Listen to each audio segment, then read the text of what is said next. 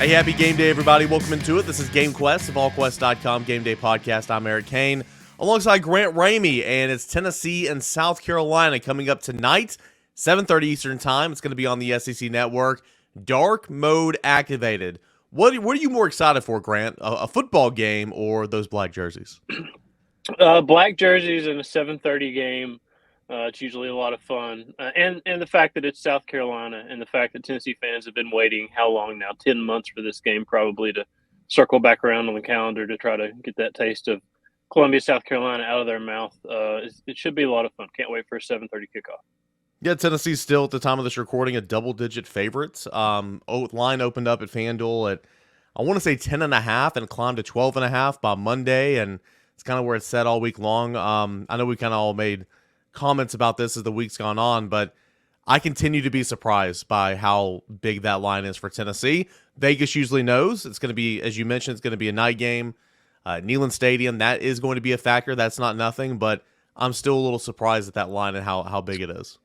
Yeah, there was a thread, I think, last week on the General's Quarters where people were basically trying to predict what the opening line would be for this game, and I was thinking closer to – I was thinking less than 5, to be honest, just because – I don't know what to think of this Tennessee football team yet. You haven't really seen 4 quarters put together. But the fact that it is a night game, it is at home.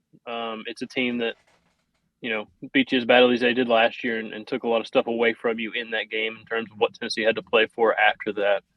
Maybe that factors into it. I don't know. I haven't seen a ton of South Carolina either. Maybe it's just their lack of, I don't know, where they're short in, what their weaknesses are in particular. But maybe Vegas feels like Tennessee's going to take advantage, or Vegas feels like Tennessee could put 4 quarters together. Vegas also thought Tennessee was a touchdown favorite in the Swamp, so you never know. Yeah, you truly never know. And again, we're a fourth of the way through the season. It's kind of hard to believe, 4 weeks in, but you're only one game into SEC play. And come Saturday, I truly feel like we're going to know, a lot more about this football team, because I think this defensive line's good, but it wasn't good against Florida. And so, what can I base this on? You know what I'm saying? Like, everybody thinks Joe sucks. Well, I mean, let him play a couple SEC games, and if he sucks, then okay, we can say that he sucks together. But point of the matter is, I just think that getting into SEC play and seeing what this team truly is about, and we're going to take a step in that right direction of learning exactly who this team is coming up tonight, Tennessee and South Carolina. Now, we all know what happened last year, okay? And I said it on Locked On Vols on Friday's show, like, you're rebuilding. You're coming off a 10-win regular season. You're year 3 with Josh Heupel and all that type of stuff. You might take a step back from where you were last year. I mean, that's expected. We all kind of expected that. But, this is a game you got to win, okay? This is a game against a South Carolina team it's got a really good quarterback. We'll get into Spencer Rattler in a moment. But this is one of those games where, okay, you're at home. You're still a better football team. You're a double-digit favorite. You got to win this game. And that's kind of how I'm viewing this, Grant. Like, yes, Tennessee's offense, the operation hadn't been great. Offensive line's got questions. Defense can't tackle. But this is a football game that, at this point in the stage in the rebuild, you need to win this football game. Yeah, it would be a very, very – it would be the perfect opportunity for Tennessee to play 4 quarters of good football, for this team to do that. And we haven't seen that from this team. Josh Heupel, I think he said Wednesday on the SEC teleconference, he was asked, like, what's your message to this team, or what do you need to see in terms of the next step? He said, we need to see them play 4 good quarters of football, because they haven't done that. They were pretty good for stretches against Virginia. Austin Peay was pretty craptacular start to finish. Florida was rough.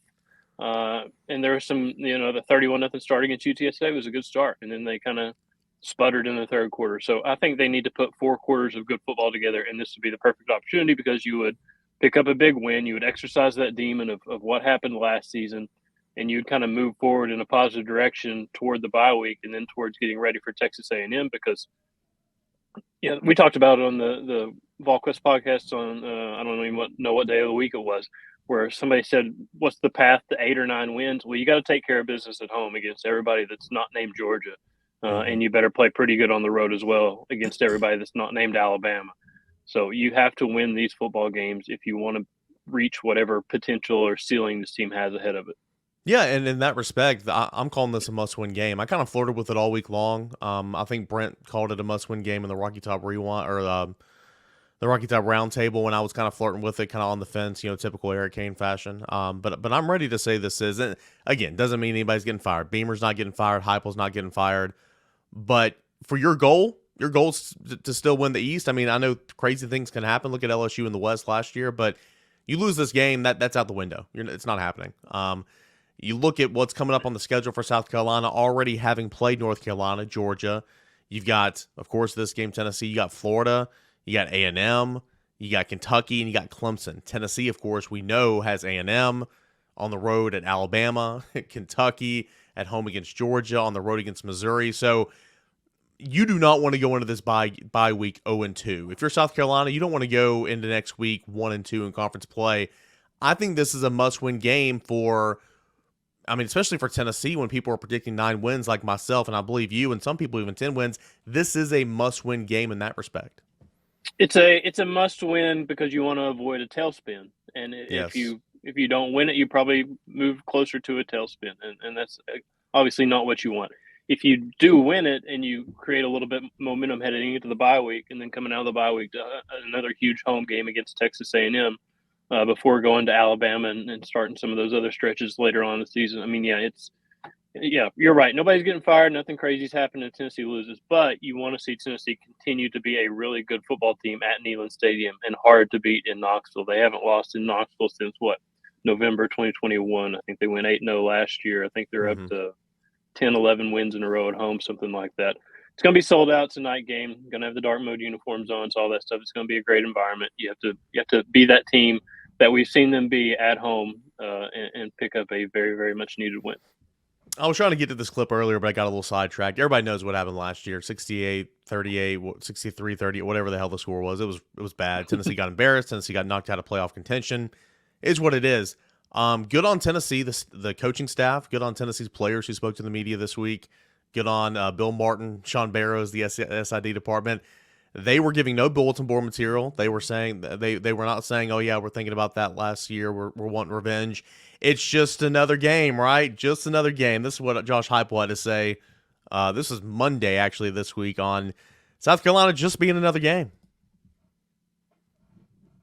Yeah, it's a new week every week. It's a new year too. Last year they were more physical than us.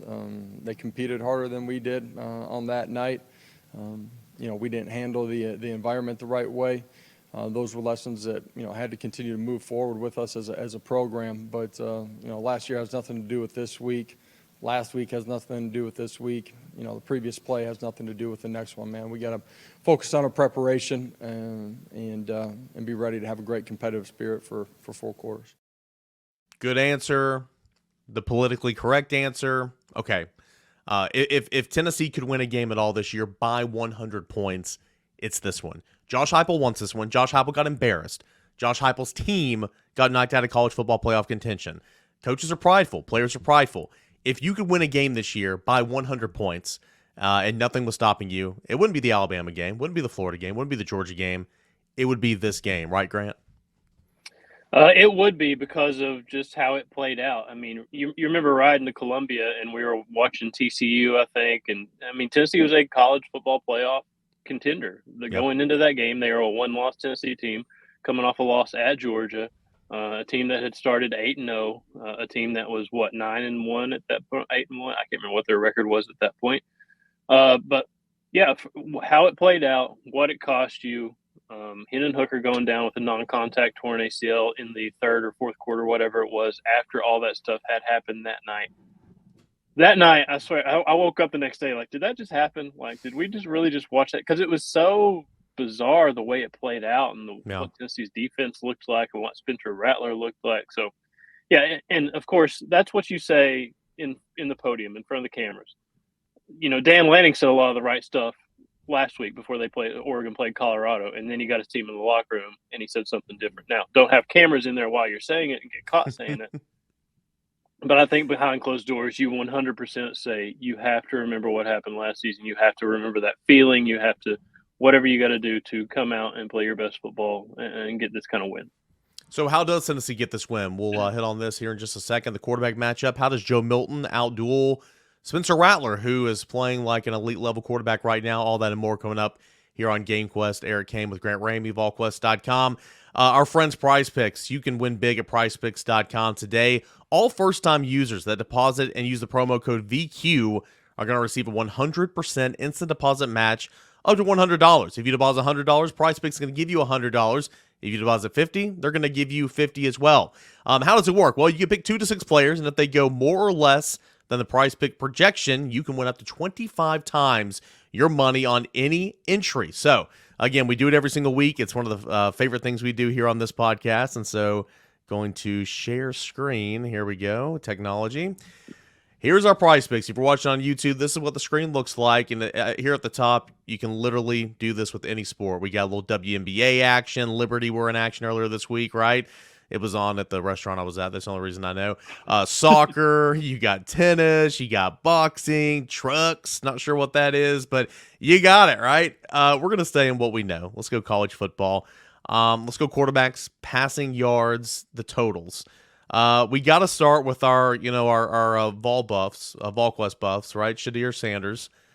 Shadir Sanders, he's going to be in action Saturday at noon against USC. Sanders, 307.5 passing yards. Grant, we going higher or lower than 307.5?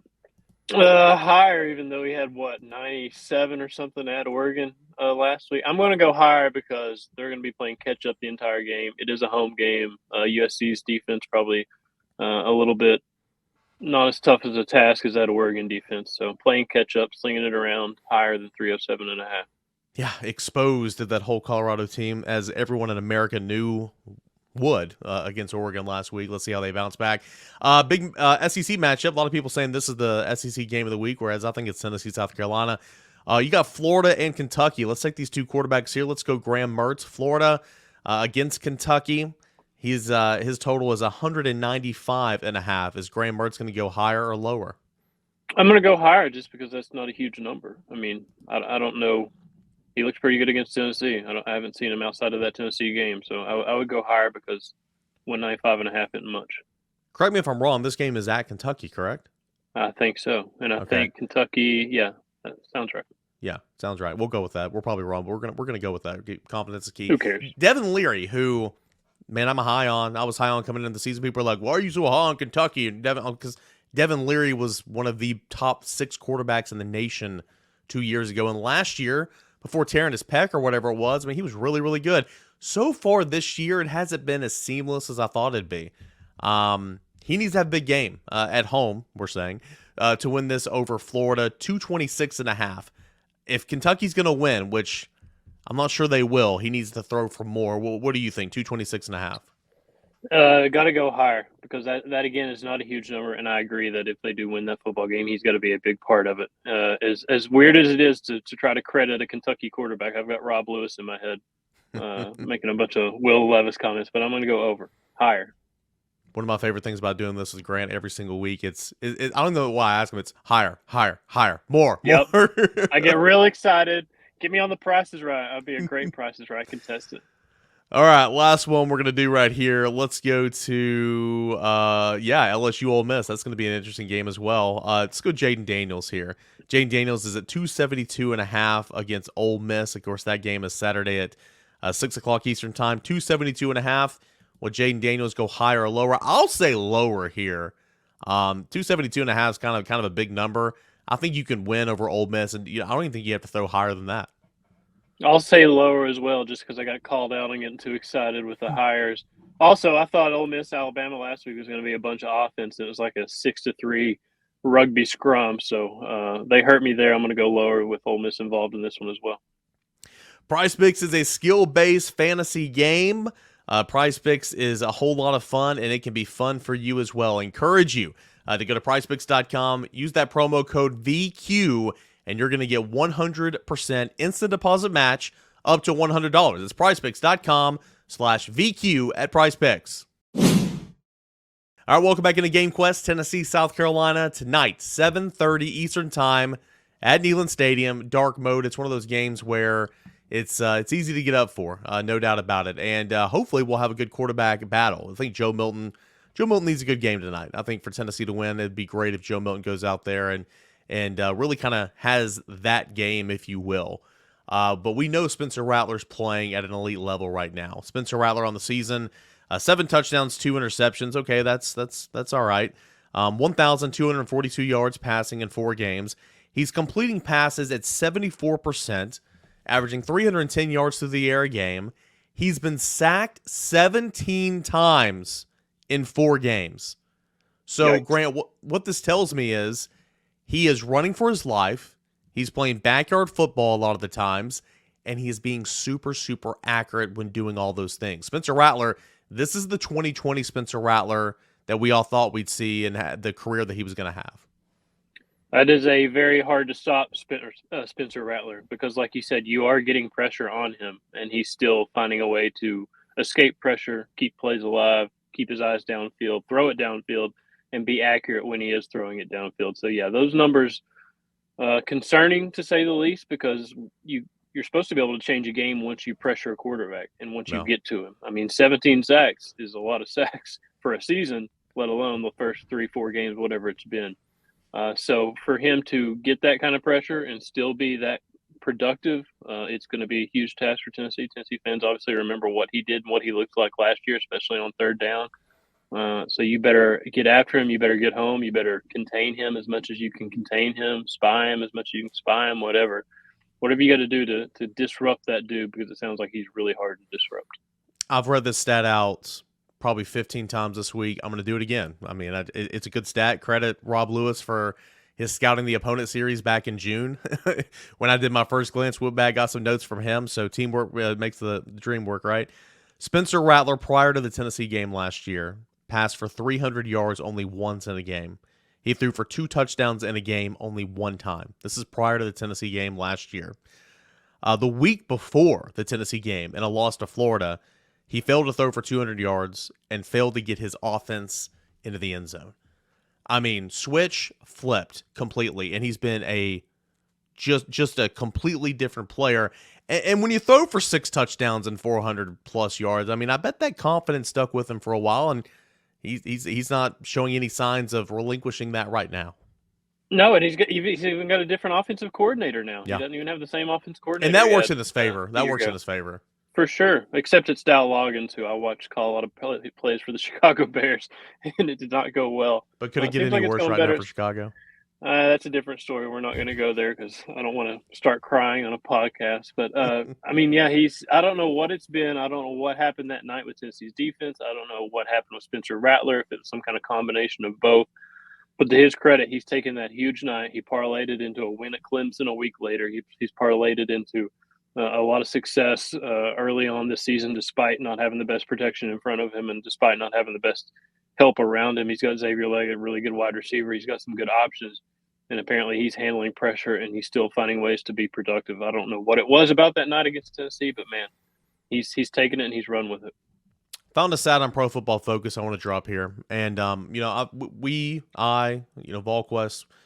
we've talked about how Tennessee hasn't taken many shots down the field the first 2 or 3 games of the season, kind of taking what the defense was giving them, all that type of stuff.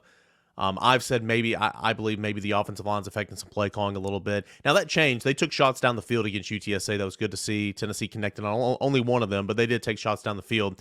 My point is, it doesn't feel like Tennessee's taken many shots down the field, at least earlier in the season. South Carolina really hasn't taken shots down the field at all. But I want to compare Joe Milton and Spencer Rattler on passes 20 yards down the field. Okay, hear me out here. Just to show you kind of the difference in, I think Joe Milton's playing satisfactory football right now. He can be so much better. He's not good enough to overcome some of the deficiencies around him, whereas I think 5 last year would. He just kind of is who he is. Now, can that change tonight? We'll see. But Spencer Rattler is overcoming those deficiencies, and he is being elite right now. Look at these passes 20 yards down the field. Rattler is 9 of 15 for 380 yards, 3 touchdowns, 1 interception, 60% completion. So only 15 attempts.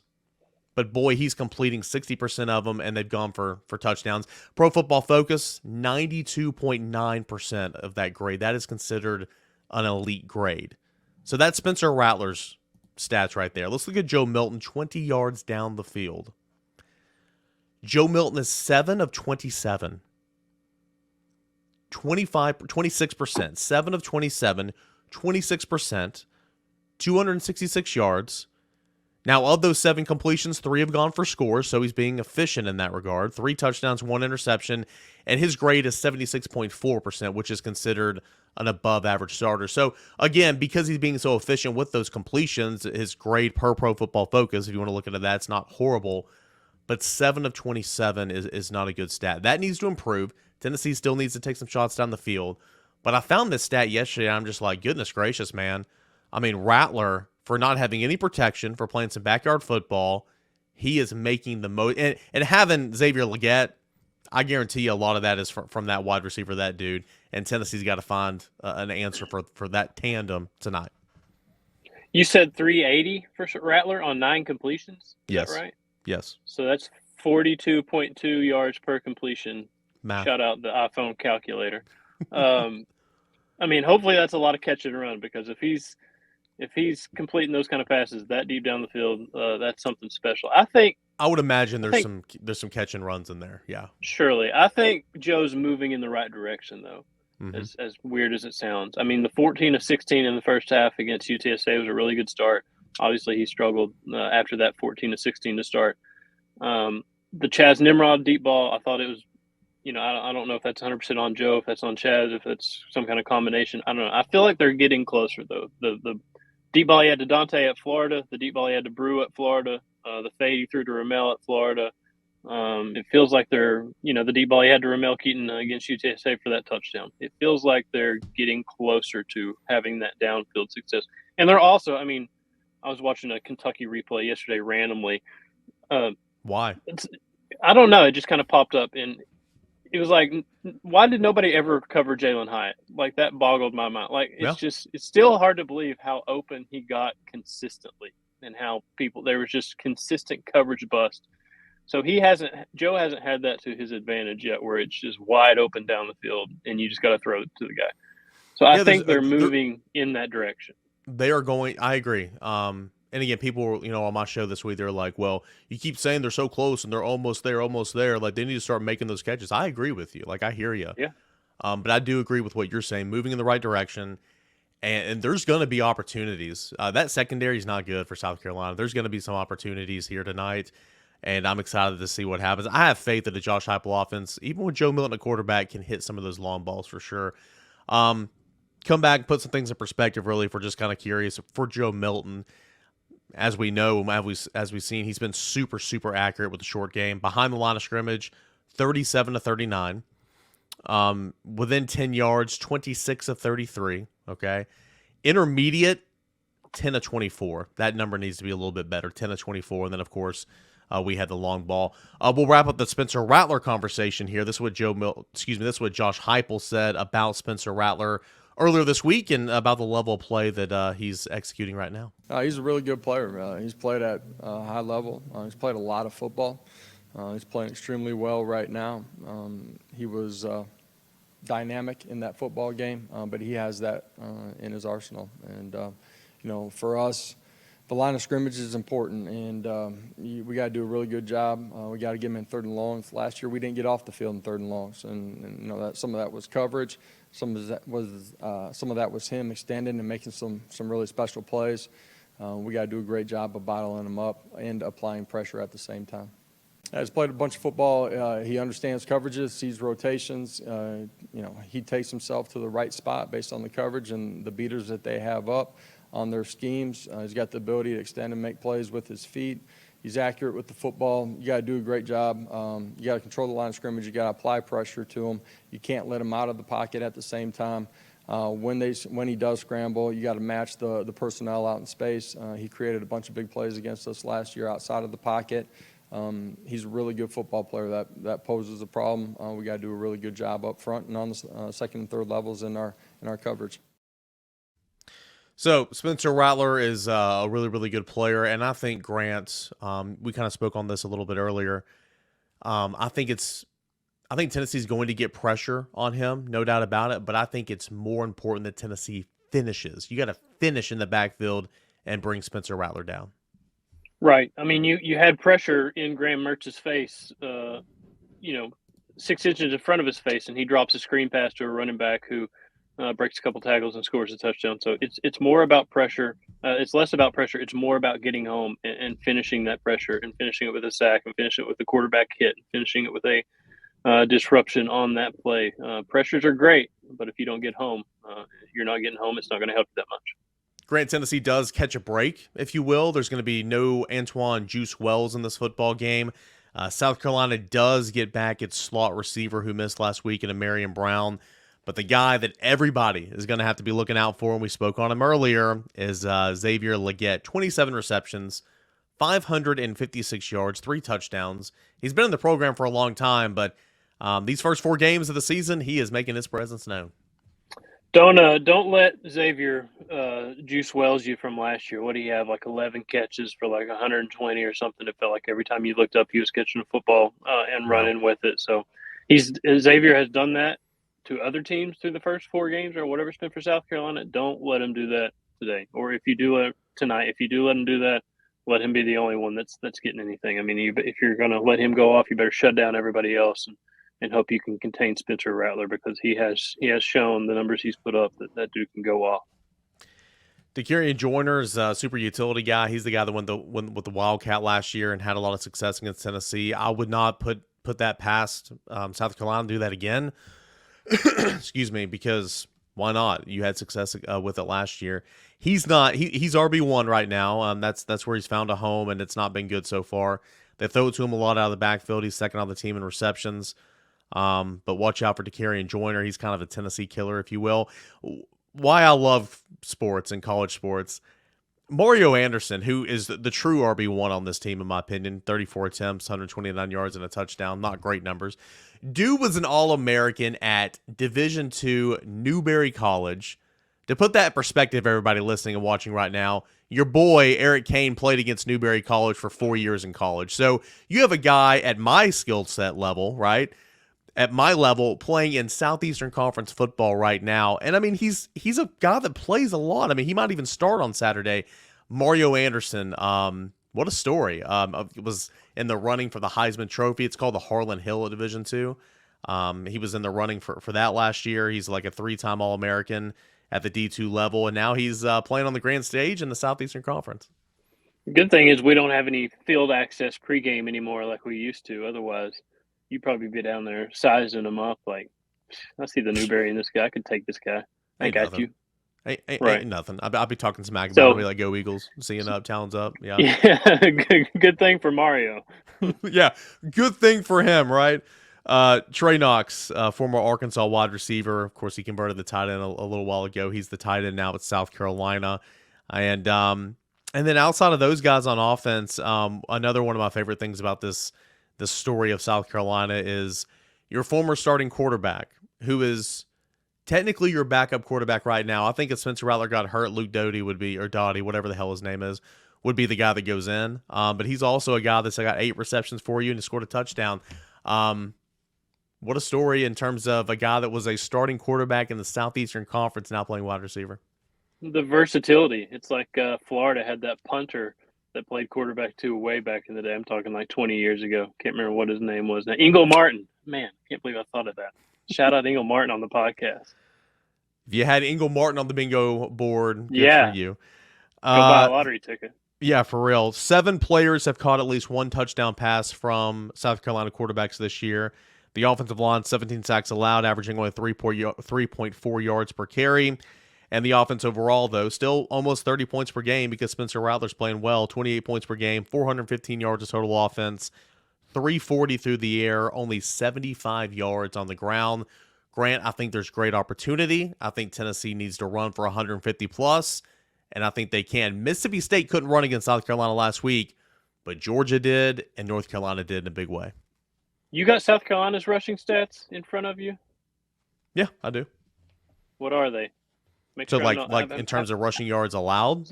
Season totals, South Carolina offense rushing. Do you have those numbers in front of you? Yeah, so they average 75 yards per game. Anderson's got 129 yards. Joyner's got 99 yards. Juju McDowell's got 14 yards. Spencer Rattler has 168 yards. maybe I've just been watching Tennessee's offense too long, and I'm too accustomed to 200 yards on the ground or whatever in a game. It just seems like those numbers are crazy low, Oh, and they are.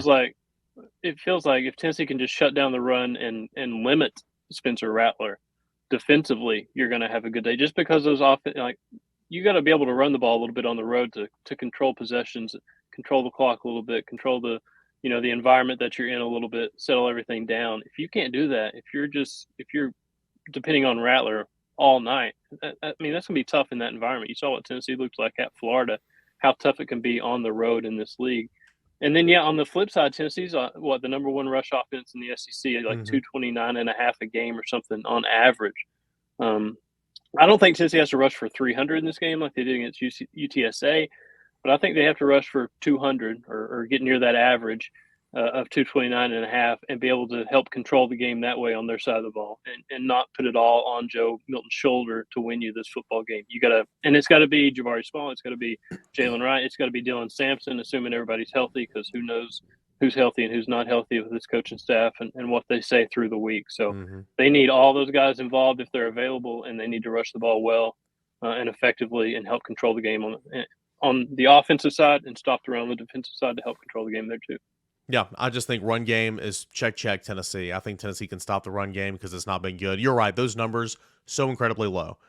You're 4 games in, and technically, your starting running back who leads the team in attempts has 99 yards. So, I mean, Dylan Sampson had 139 on 11 touches on Saturday, right, against UTSA, and he didn't play 2 weeks ago at Florida. It's just, I don't know, those numbers are crazy to me. So I think Tennessee can stop the run. I think Tennessee can run the football on that South Carolina defense. A defense that has created 5 turnovers. It's got 8 sacks, 18 TFLs. Debo Williams, the linebacker, leads the team in tackles. Watch out for TJ Sanders up front.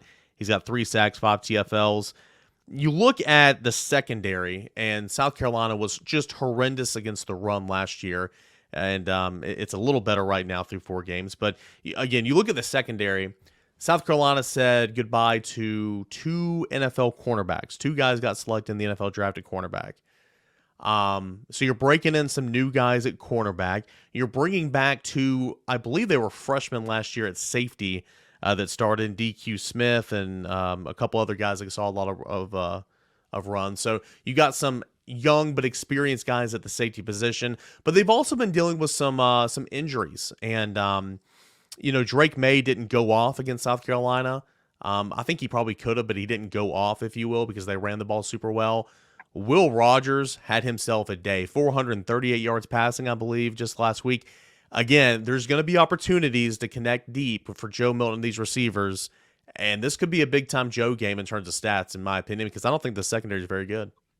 Yeah, I think what Joe needs as much as possible is a repeat of that UTSA start. And I'm not saying an 81-yard touchdown run on the first snap. Gotta have it. But touchdown, 3 and out, touchdown. If you can do that at home on a Saturday night, a 7:30 kickoff, that's huge. The worst thing that can happen is having the air taken out of your home stadium and having fans sitting on their hands because you're starting slow. So he needs to settle in quickly. He needs to lead a touchdown drive. He needs to hope they can get a 3 and out or get a stop and take it down for a second touchdown drive. If you can do that, if you can start fast, it's going to be a really good night because so much hinges on this offense starting fast and not having to play from behind and not having to chase points and getting this home crowd. It's going to be involved from the kickoff, but keeping them involved and having a fast start that keeps the crowd in it and keeps it an electric atmosphere. So more than anything, I think for Joe, and we've talked about it multiple weeks in a row, start fast and get off to a good start. All right. Again, we record this before Saturday morning, so at the time of this recording, a quick little look at the injuries. Of course, we know Keenan Peely, Elijah Simmons are going to be out in this football game. No surprise, excuse me. Gosh, gotta let me get the coffee here. It's early in the morning, right? You. Don't make me use my radio voice. Coffee. Yeah, nice. You saw the mic. Gift from the old father-in-law. Gotta say that's I do like that. I do like that a lot. I think Joe Milton's going to be fine. I think he's going to play. I think Jalen Wright's going to be fine. I think John Campbell sounds like he's going to be okay. Sounds like Aaron Beasley's going to be okay. Kelsey Pope said all the wide receivers at the quarterback's club on Monday are going to be available.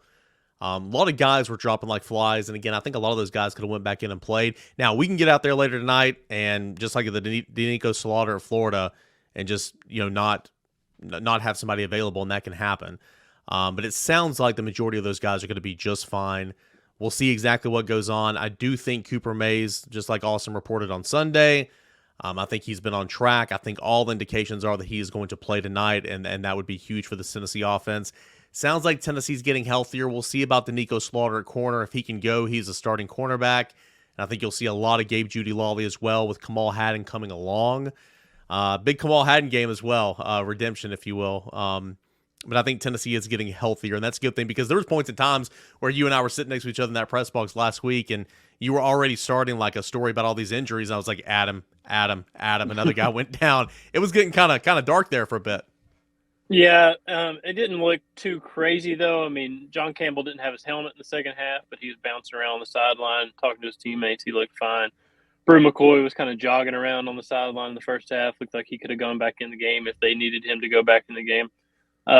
Obviously, Kelsey Pope saying they're all available is one thing. Seeing if they're all available, the receivers, that is, on against South Carolina is another thing. Ramel Keaton, he went down hard. And he got knocked out. He hit his head on that turf, and from a guy that's got his head hit a couple of times and maybe have some effects from that, legit, like, it hurt to see that. I was just sitting there, like, hoping he was okay, and he's fine, but yeah. That's a big deal because he's a guy that doesn't come off the field. I mean, he's going to play, if he's healthy, every offensive snap. Now, what does AP call him? Jalen McCullough of the offense, and he makes a good point because they're both going to stay on the field every single game. I think he makes more plays, but yeah, in that regard, yeah. I was impressed by Caleb Webb, though, against UTSA. I think he looks like a good player, and I think he can help you if he has to help you, if you have to turn to him. So we'll see on the receivers. Yeah, Cooper Mays, it's always going to be Cooper Mays watch pregame. Who's he snapping to? What's he look like? Is this the week that it actually happens? So as much as they piled up last week, I don't think there was too much concern from Josh Heupel. He hasn't sounded too concerned, but we'll see how legit that is on game day. If you guys want to know who Cooper Mays is snapping to in pregame, dive on into the General's Quarters, that game thread. We're in there. We're watching. We're letting you know. 2 weeks ago, it was DeGaston Moore. Last week, it was Denico. Could this week be the week that in pregame, Cooper Mays is snapping to Joe Milton? Find out in the game thread on the General's Quarters pregame. All right, last thing. We put our game predictions, our staff picks out there yesterday. Putting you on the spot at the time of this recording. Maybe you don't know what you're going to do, but I'm asking you right now, what is your game prediction and a bowl prediction for this football game? Yeah, you are putting me on the spot. Last time I did this, I went with a score. What was it, 48-20 or something? Then I showed up the next day to put my game prediction in, and Austin had predicted that exact score, 48-20. So I had to mix it up. So I'm going to go Tennessee 47, South Carolina 30. Bold prediction. Let's see. Bold prediction. Tennessee runs for 232. That's bold because it's specific. That is specific, yeah. Wow, you're thinking this is gonna. I mean, again, that's not a blowout, but like that's Tennessee winning, covering. That's Tennessee winning by. I'm just trying to make our life easier. I hear you, man. I hear you. I will not be shocked if Tennessee loses by 20. I will not be shocked if Tennessee wins by 1. It's just one of those games, right? I mean, look at last year. I picked Tennessee to win by like 25 or whatever, and I think a lot of us did. I will have Tennessee winning a close game, 35-31, I believe, or 34-31, whichever one of that football makes more sense football-wise. And my get this for bold prediction. Everybody's going to hate this, but wouldn't this be something if it happened? Okay, stay with me. Kamal Hadden's going to get a pick. Not a 6, but just a pick. He's just going to have an interception. He's going to make a play. He's going to be in coverage. He's going to turn his head around. He's going to catch a ball. And then will he talk shit or will he not talk shit? I don't know. Family show, sorry. Well, I don't know. We're going to have to find out. But I'm going to say my bold prediction, Kamal Hadden gets an interception. Yeah, I think he might talk trash. That might be the more choice word, Eric. You've been cussing up a storm on this podcast lately. We're going to get a R rating from Apple or whatever. Do they do that? I still have visions of Kamal Hadden talking trash, down 63-31 in Columbia because he broke up a pass, or I don't know what he did. But if he gets a pick at home in this game, if it's a close game like you're talking about, if it's a tight situation, I can't imagine his reaction. Hopefully for Tennessee's sake, it happens on the sideline, way off the field, and it's not a penalty. They can grab him. Right. If that happens, everybody eyes on him because it's going to be fun to watch.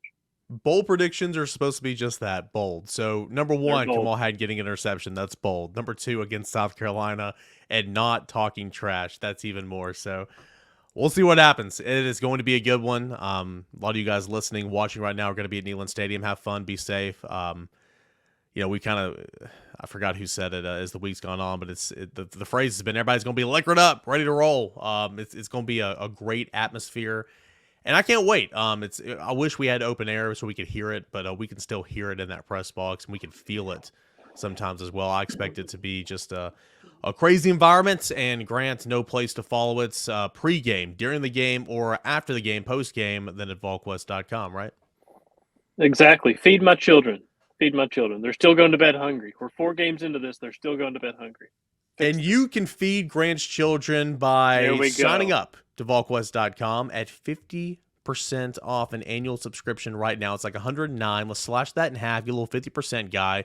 Whatever that iPhone calculator says is 50% of 109. I could probably do that in my mind, but that's what you're going to get for the first year if you sign up and take advantage of this big game deal at Volquest.com. Plus, we also got $1 for 1 month as well. So if you're listening, if you're watching, and you're not a member with us at Volquest.com, Grant, you can save how much money by signing up right now? 50% of 109, whatever it is. I don't know. Oh, I thought you were looking it up. Okay, well, I sidebar. Tried. It failed. I tried. It failed. See, we're talking about that operation for Tennessee's offense. Let's hope that operation's much better on the field than it was just with me and Grant right there. 54-49. Go with there that. we go. I like it. All right, math, football analysis, some bad takes. You get all that at Volquest.com. Here on the GameQuest podcast, Tennessee, South Carolina coming up tonight, 7:30. Stay dialed into Volquest.com all night long for continual coverage of Tennessee and South Carolina.